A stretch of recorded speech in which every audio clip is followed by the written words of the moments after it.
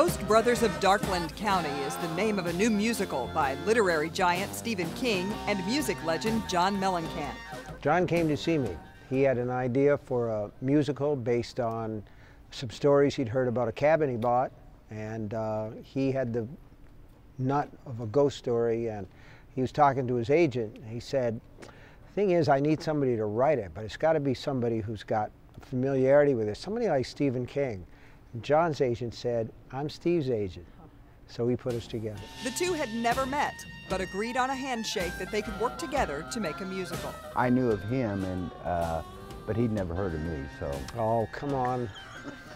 I was listening to your records when I was working in a wet wash laundry back when I was in. He was listening to my records when he was a kid. Look, y'all, we're engaged. Well, engaged to be engaged. The musical is set in Mississippi and tells the story of two brothers with a deep hatred for each other. Things don't go your way.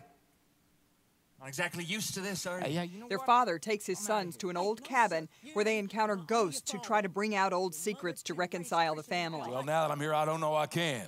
The place has gone all bad again. The Bloomington cabin that inspired this story did not belong to Mellencamp for long. He says the sellers warned him he might experience some haunting things in the cabin. His family stayed there only 4 nights before Mellencamp decided to sell the place. What scared you out of there? It was just creepy. I mean, just creepy stuff happened. I mean, like Victrolas, those old crank Victrolas. There was one in the cabin. It would just start playing. Nobody cranked it. Nobody, they had great big heavy tracking arms on them. It was just start playing. It's like, why is that thing playing in the middle of the night? Who did that? You told me that the place felt bad too. Yeah, it just had a bad vibe to it.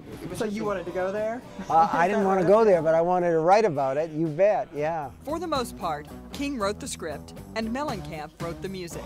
Well, I wrote some rhymes to go with one of the songs, and John came to me and said, you write like expletive deleted Dr. Seuss. So, I kind of gave up, but really, I mean, I think that I've got that boogie in my soul, and if John would just listen to me, it would be good. Well, the truth of the matter is that we both decided, like on the first night we were together, that he could stick his nose in my business and I could stick my nose into his business, as long as we did it politely. And for 15 years, it's been polite. And we've never had, I love this guy. We haven't had a crossword in ever. Except that one day I yelled. What kind of man am I? A musical was new territory for both men, and they wanted to break the mold of the typical musical, just as each man has broken the mold in his respective field. The music for this show comes from a 4-piece band on stage with the actors, and the actors present the story in the form of an old radio play.